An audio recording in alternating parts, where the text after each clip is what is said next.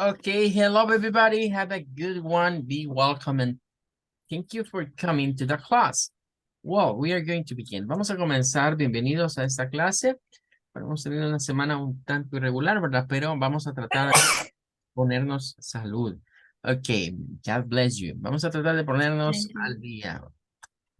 Ok, bueno, vamos a correr un poquito, ¿verdad? Para avanzar con el tema. Como les había adelantado, ¿verdad? En el mes de diciembre se nos vienen muchas actividades. En el caso del grupo de ustedes, ¿verdad? Ya viene lo que es su evaluación de nivel uno. Y tenemos también el próximo inicio de lo que va a ser la Christmas Week, ¿verdad? Ustedes no han participado en ninguna Christmas Week. Es una actividad especial que hacemos para la semana, ¿verdad? Navideña, donde aprendemos inglés, pero además vamos a aprender culture, es decir, vamos a aprender un poco de las costumbres anglosajonas referidas a las fechas navideñas.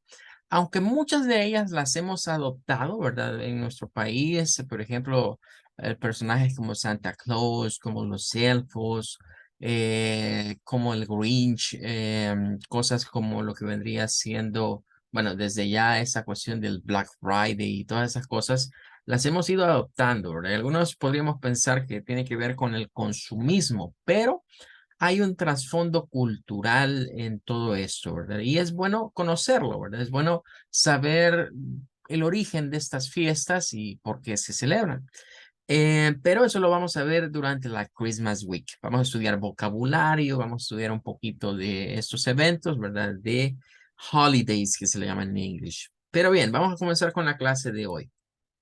Vamos leyendo algunas traducciones de lo que es Galatians 5:22. En esta semana nos tocaba hablar acerca de el tercer de los fruit of the Spirit, que es la peace, ¿verdad? La paz. Y vamos a ver ahorita la Amplified Bible. Ya leímos algunas cuantas en la clase anterior, ¿verdad? Hoy vamos a centrarnos en esta. Que recuerden que la Biblia amplificada contiene como explicaciones en medio del texto. Lo que está entre esas llaves es algo que los autores agregaron queriendo dar un sentido a la traducción para que no haya lugar a pensar otra cosa, ¿verdad? Entonces dice, but the fruit of the Spirit, y nos dice que este espíritu o este fruto del Espíritu Santo es the result of his presence within us.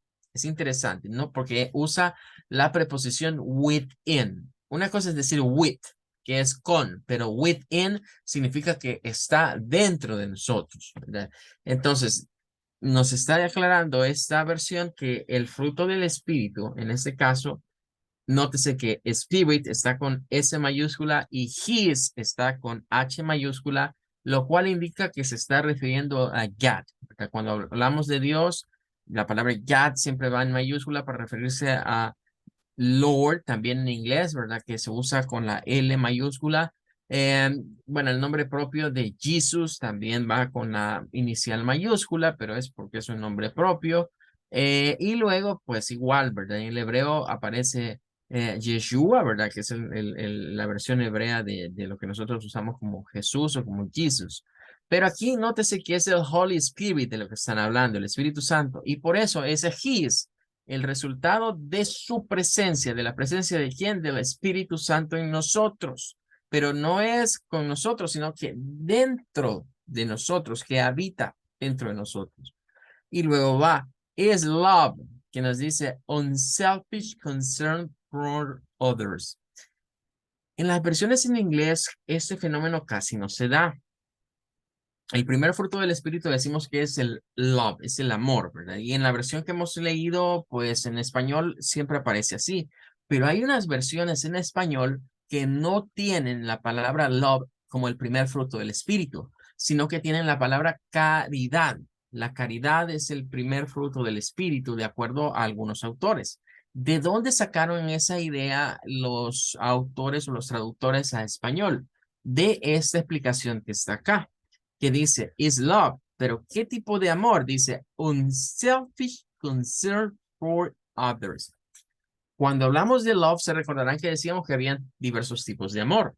En este caso, nos están diciendo que este amor que el Espíritu Santo produce en nosotros En primer lugar, es un selfish. Selfish es ser egoísta. Entonces, un selfish es sin egoísmo. O sea, no tener egoísmo con la necesidad, podríamos decir, o con cuando una persona la vemos nosotros tener hambre, tener necesidad, pues este amor nos produce como actos de caridad, ¿verdad? Pero debemos de ver más que caridad, quizás como misericordia, ¿verdad? Como movernos a misericordia. Es decir, a ayudar al prójimo, en otras palabras. Entonces, esta versión, eso es lo que nos quiere aclarar, que este amor que da como fruto el Espíritu Santo es un amor hacia otros, hacia la que se enfoca a cubrir las necesidades que pueda tener mi semejante o mi prójimo. Luego dice joy, que ya lo vimos la semana pasada, y esta semana hemos estado hablando acerca de peace, pero miren que antes de peace está otra situación y nos dice inner peace. Inner peace. ¿Qué es esto? Bueno, lo veríamos como una paz interna. O sea que veíamos esta semana diferentes tipos de peace.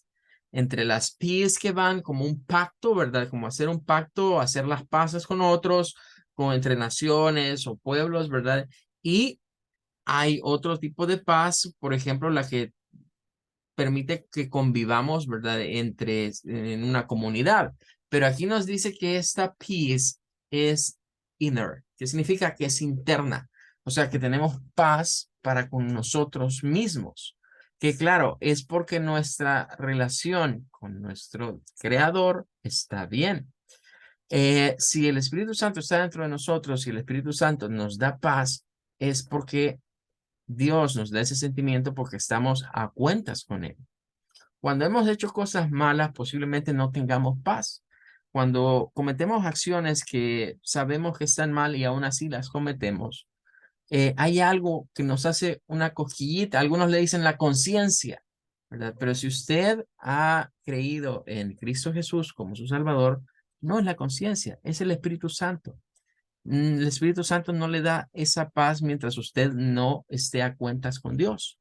Todos los días tenemos que ponernos a cuentas con Él, porque todos los días cometemos errores, somos seres humanos.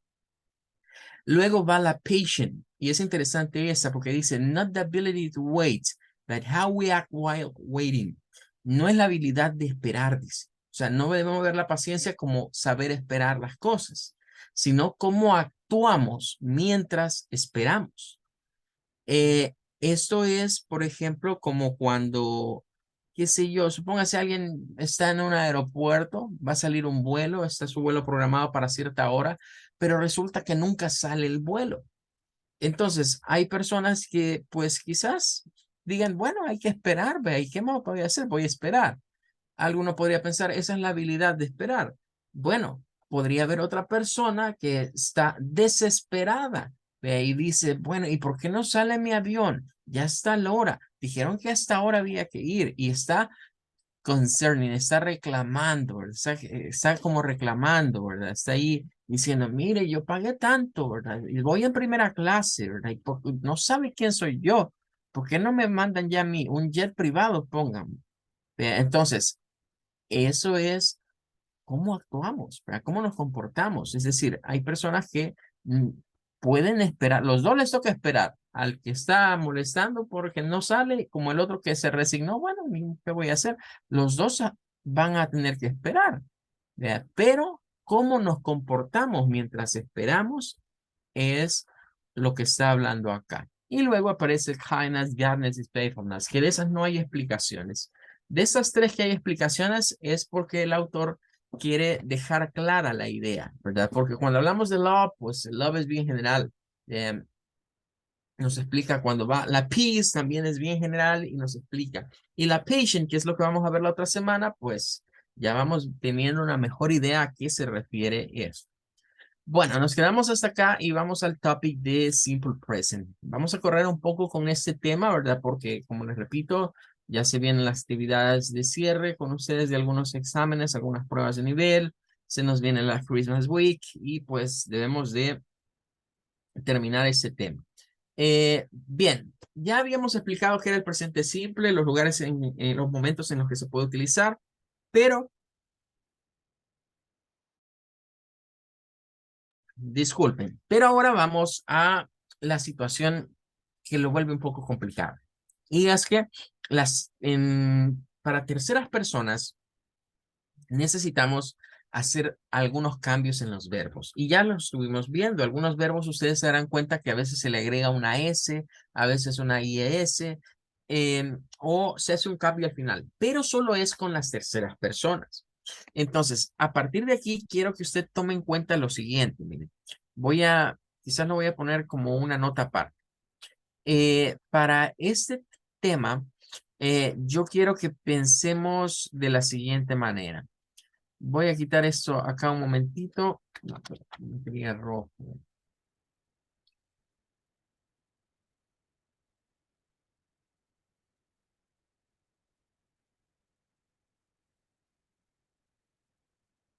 Un cuadrito blanco es el que necesitamos.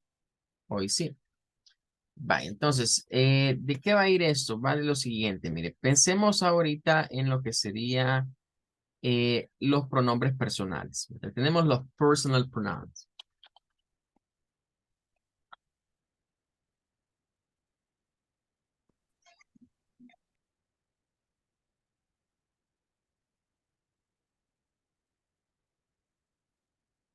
The personal pronouns. Tenemos lo que serían los pronombres personales. Bueno, los pronombres personales, ¿verdad? Ya los hemos manejado, ¿verdad? Ya hemos hablado de esto en otras clases y podríamos listarlos como lo que sería el I, el you, el he, el she, el it, el we, el they.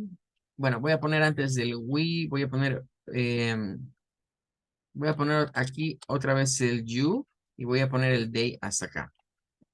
Bien, esos serían los pronombres personales. Normalmente, cuando vamos a consultar algún libro o algún texto, siempre nos van a aparecer en esa manera. I, you, he, she, it. Y hasta el it se nos dicen, estos son los singulars, son los pronombres singulares. Y luego se nos dice you plural, we and they también son plurales. Entonces, el you singular es como cuando decimos tú, y el you plural para nosotros como latinoamericanos es ustedes.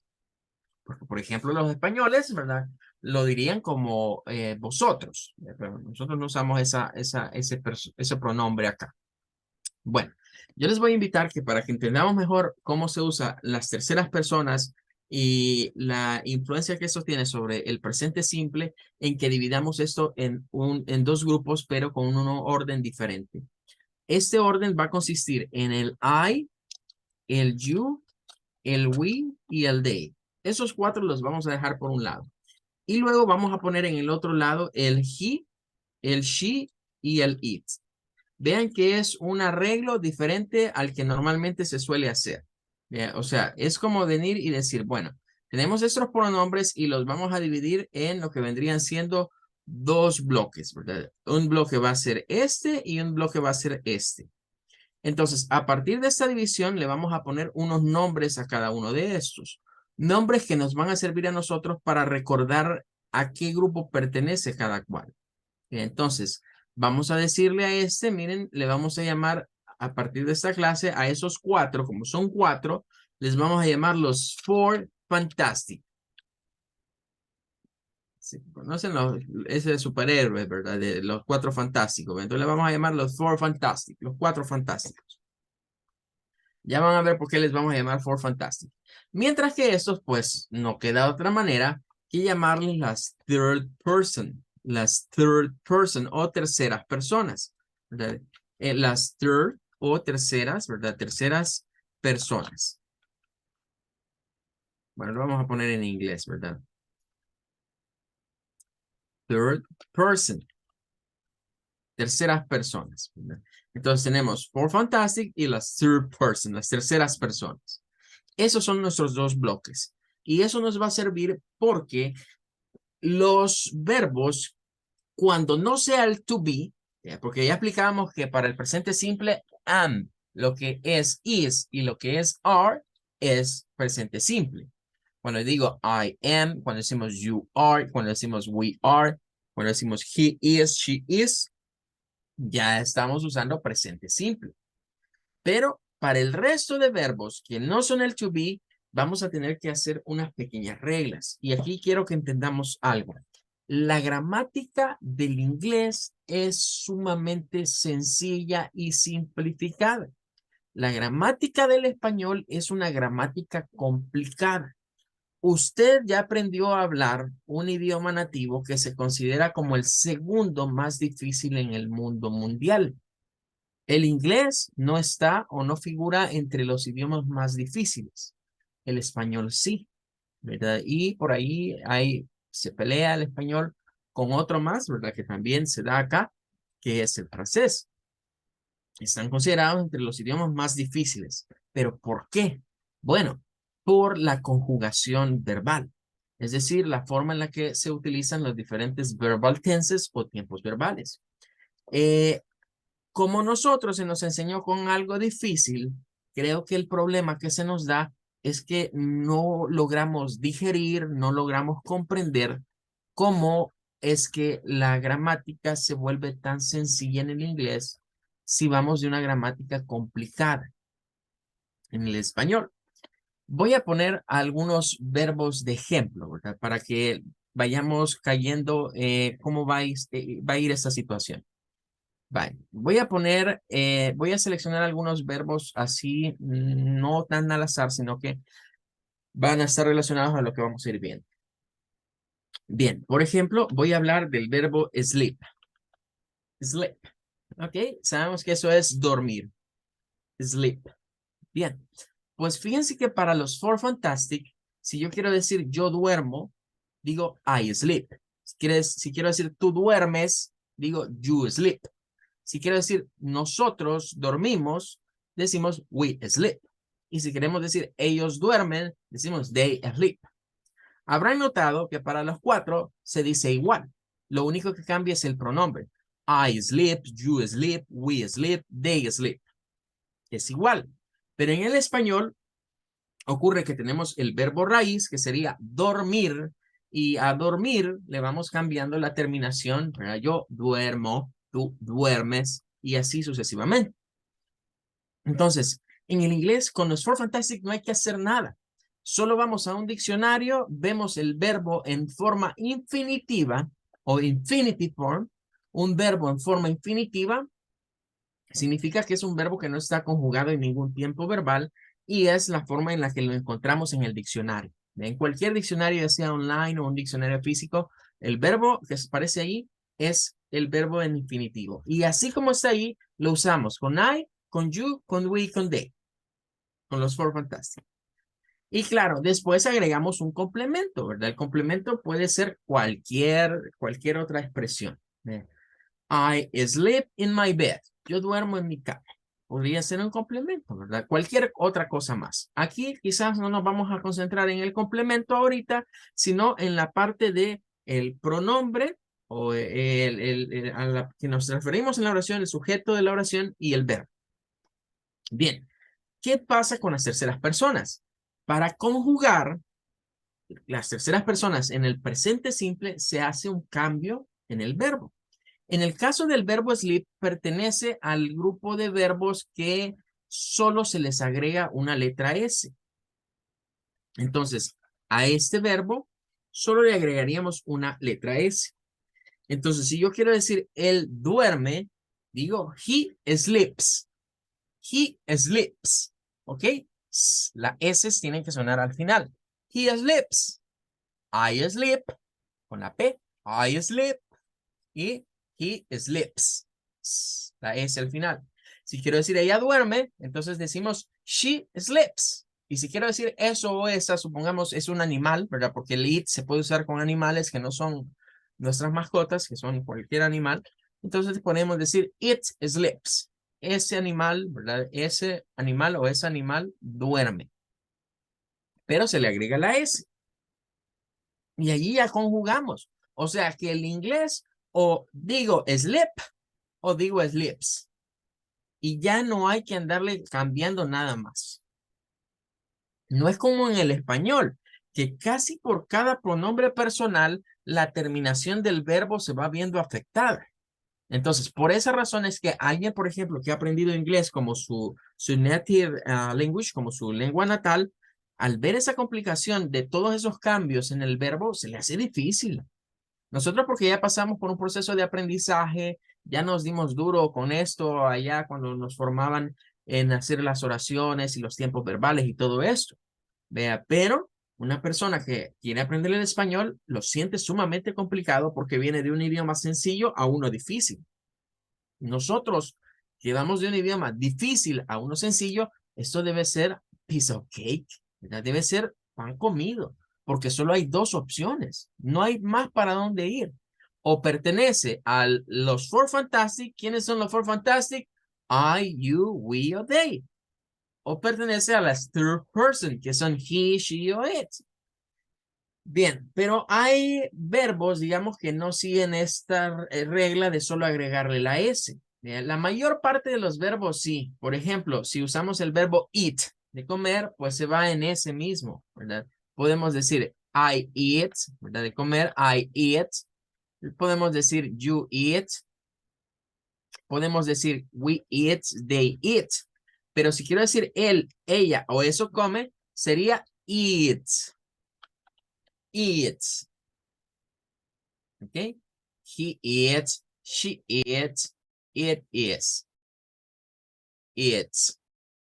Con una S. Con una S ahí al final. Bueno, tenemos otros verbos. Por ejemplo, podríamos hablar ahora del verbo play.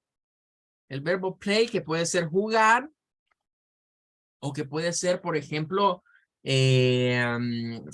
tocar un instrumento. Entonces, para decir yo juego, si lo vamos por jugar, I play soccer, you play soccer, we play soccer, they play soccer. Notarán que para todos es igual. Lo único que cambia es el pronombre, pero el resto de la oración es la misma. El verbo es el mismo. Pero si quiero decir que él juega, entonces voy a decir she or he, ¿verdad? Dependiendo de a quién nos vamos a referir, plays, con letra S. He plays soccer. She plays soccer. En el caso del it, quizás sería difícil ponerlo de play porque pues si pensamos en un animalito, pues no ve. Pero qué tal si fuera un robot de estos que hacen de todo, ¿verdad? Y que puede jugar al fútbol, puedo decir, it plays soccer. Play, plays. Bueno, ahí diría alguien, entonces los de la Y todos son iguales. Pues no. En los de la Y hay que tener cuidado. Como por ejemplo, miren con el verbo study, de estudiar. Study. Aquí, ¿qué pasa con study? Termina en Y, igual que play. Pero hay que ver qué hay antes de la Y. En el caso de play está una vowel, está una vocal. En el caso de study, antes de la Y está una consonant. Entonces, en esta situación sí se hace un cambio. Y si quiero decir él estudia, ella estudia, ¿verdad? Si queremos usar cualquiera de esas versiones, entonces tenemos que venir y decir que vamos a reemplazar la Y por la I latina y le vamos a agregar ES. Bien. Y vamos a decir studies, studies. He studies, she studies, it studies. I study, you study, we study, they study. He studies, she studies, it studies. Solo hay dos formas para cada bloque de acá. O es la de los Four Fantastics o es la de las third person.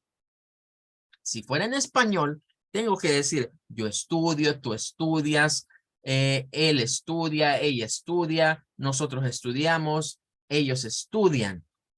Ustedes estudian si agregamos el you plural, ¿verdad? El you aquí lo podemos dejar, el plural o el singular lo podemos dejar igual arriba como que fuera el mismo, ¿verdad? Al final de cuentas es casi igual. Bien, hasta allí pues tenemos ya una variante. Pero hay otras situaciones, por ejemplo, como el verbo do, que es el verbo hacer. El verbo do. I do, you do, we do, they do. Que sería como decir, yo hago, tú haces, nosotros hacemos, ellos hacen, y si agregáramos el vosotros, diríamos vosotros hacéis. Que no lo usamos acá, decimos nosotros, ustedes hacen, pero es una variante del verbo hacer. En el caso de estos, vamos a encontrarnos con que los verbos terminados en letra O, ¿verdad? O que es, digamos, son verbos que solo tienen la O como vocal y no hay más que una consonante, se le agrega la ES. Entonces usamos goes, goes. Realmente en ese caso la E no suena. Lo que suena es la O de go, goes. Lo que suena es la S como una S vibrante en este caso. Entonces decimos por acá, he goes, she goes, it goes, goes. Bien. El caso de do es lo mismo. Bien. Do, does. Do, does. Y acá, bueno, arriba no lo puse, ¿verdad? Pero lo podemos poner por aquí. Podríamos poner go, de ir, que es el verbo ir. I go, you go, we go, they go. Entonces, esos son ejemplos y son dos verbos de los más utilizados en el inglés, ¿verdad? Eso cabe mencionar que estos verbos se utilizan mucho, mucho en el inglés. Entonces, ahí tendríamos esa situación. Entonces, a partir de aquí, vamos a ir a hablar de lo que vendría siendo las reglas de cómo se deben describir los verbos y pronunciar también los verbos para las terceras personas, porque son los que llevan cambio en el presente simple. Si usamos las for fantastic, cualquiera de los for fantastic, no le debemos cambiar nada al verbo. Por eso es que le hemos tildado los 4 fantásticos. ¿Por qué son fantásticos? Why? Why they are fantastic?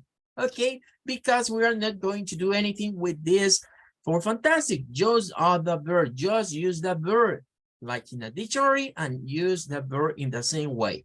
Solo vamos a usar el verbo tal y como está en un diccionario. Bueno, vamos a entrar ya, vamos a seguirle acá. Ya que explicamos esto, ¿verdad? Ahora vamos a ver ya en sí las reglas en detalle, ¿verdad? Porque ahorita solo dimos algunas ideas, pero vamos a ir viendo las reglas. Vale, ya sabemos que he, she, it son las terceras personas. A la regla general dice que solo le agregamos la S, ¿verdad? Esa es la general rule. Usted viene y solo le debe de agregar la letra S. No va a ser nada más, ¿verdad? Si va a hablar de una tercera persona, en una oración tiene que agregarle la letra S. Entonces, miren, aparecen verbos como drink, que sería tomar o beber. Tomar o beber. Entonces, drink, si lo uso con I, con you, con we or they, con los for fantastic, pues entonces solo digo drink.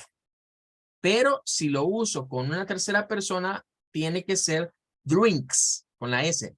She drinks water. Ella toma o bebe agua. Drinks. Drinks. Bien, pero tenemos algo más. Tenemos por ahí también lo que vendría siendo el verbo eat, que se convertiría a eat. El verbo come, que es de venir, sería comes. El verbo want, de querer, wants. Read pasaría a ser reads, con letra S. Write a writes. Make a makes. Dance a dances. Dance, dances.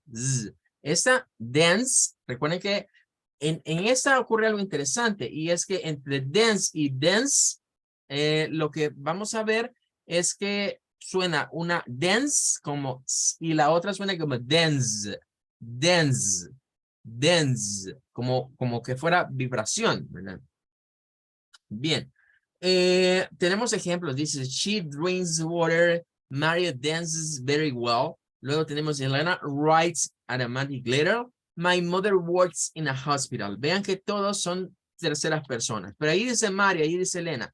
Bueno, cuando usamos los nombres propios, pues ellos siempre siguen siendo terceras personas. Mario es un he y Elena es un she. Entonces, si los pronombres, recuerden que los pronombres son sustitutos de los nombres. Entonces, podemos usar los nombres de cada quien en oraciones, pero ellos siguen siendo terceras personas. Si no soy yo, si no es usted, pues es una third person. Bien, vamos a ver las exceptions. Tenemos exception. En este caso, las excepciones por ejemplo, las primeras excepciones nos involucran una serie de consonantes. Cuando al final de algún verbo usted vea estas consonantes, you have to take care. Hay que poner un poquito de cuidado. Vean, con la X, con la SH, con la CH y con la double S, hay que tener cuidado con estas letras, porque no se le puede agregar una S. Y esto tiene que ver mucho con la fonología, con la fonética, ¿verdad? Del idioma. Porque, por ejemplo, si usamos esta terminación, ¿cómo se pronuncia la S? Bueno, perdón, ¿cómo se pronuncia la X? Con una mezcla de K y de S. Suena a X. ¿Cómo se pronuncia esta? Es como sh. Y esta como ch. Y esta es como s, como la S normal. Una S sin vibración. Entonces, todos estos sonidos tienen algo en común. Y es que ya suenan a una S. Entonces es bien difícil quererle agregar un sonido de S más como en las otras, que se le agrega a drink, que termina en k. Pues es fácil decir drinks. Se agrega la S fácilmente. Y luego tenemos las que terminan en O. O. Que claro, se agrega ES, pero el sonido es como una S de acá, es lo que termina sonando, porque es O. Todos esos terminan como O, entonces lo que sonamos es una especie de S al final. Tenemos los ejemplos, por ejemplo, wash. Wash termina en SH. Así que aquí una de dos cosas, o me aprendo la regla de la X, la SH, la CH, la WS y la o me voy por los sonidos, ¿verdad? O sea, si yo escucho wash, ya sé que no puedo decir wash, no puedo agregarle otra S. Si yo escucho watch de mirar, no puedo decir watch, no se puede. Si escucho fix de reparar, no puedo fix, agregarle otra S, no se puede. Vea, esos verbos ya tienen ese sonido en su parte final del sonido consonante, por lo que se hace es agregarle una ES y pasamos de wash a washes, pasamos de watch a washes, pasamos de fix a fixes. Y en el caso de go y de do, que suenan con O, pues decimos goes y decimos do, das, do, das, go, gas. Bien, pero ahí está doble S y aquí no hay ninguno. Vaya, les voy a poner un ejemplo. La palabra kiss, que pues para algunos dirán, mire, y eso que no es un beso, teacher. Sí, es un beso, pero también puede ser el verbo besar. Así que se puede usar como para referirnos al beso o para referirnos a el verbo.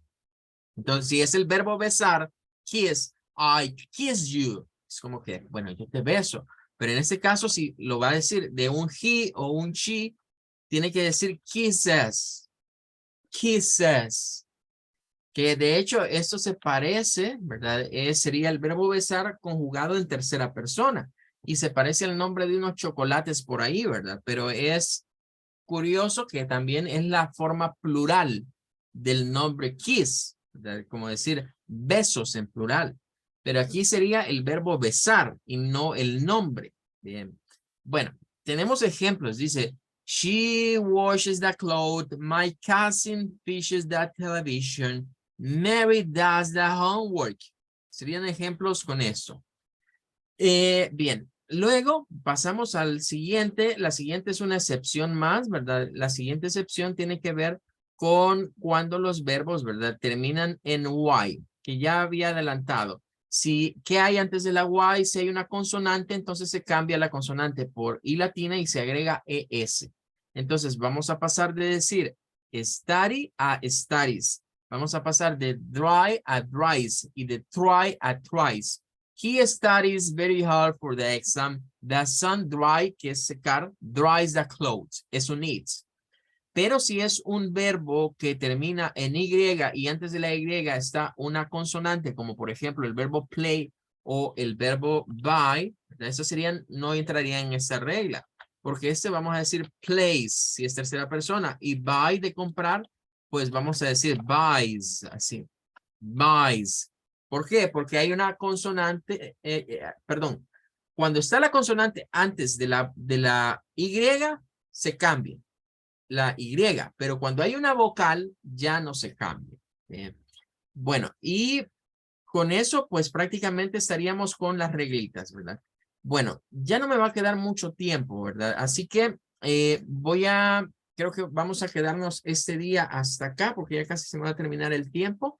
Y vamos a continuar la otra semana con el resto de este contenido, ¿verdad? Como pueden ver, el material es bastante extenso porque es un tema al que hay que dedicarle bastante, ya que es la base de los verbal tenses. Es el primer tiempo verbal que estamos estudiando y por ende debemos de manejarlo bien, ¿verdad? De hecho, es un tiempo verbal que hasta los que van a veces a call centers, a hacer exámenes de call centers, se los quiebran en este tiempo verbal, porque a veces no se le da quizás la importancia que tiene, se le da más importancia al pasado, al futuro, que a este.